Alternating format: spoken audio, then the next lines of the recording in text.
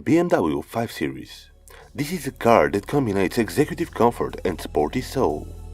Today we have, for example, the F11 generation with 3-liter diesel engine with 258 horsepower and time less than 6 seconds from 0 to 60. It is one perfect example how things can be done in the way they should.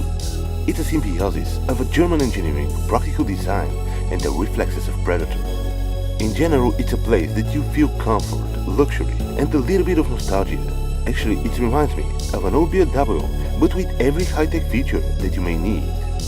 The steering is stiffer and you feel the road right in your arms.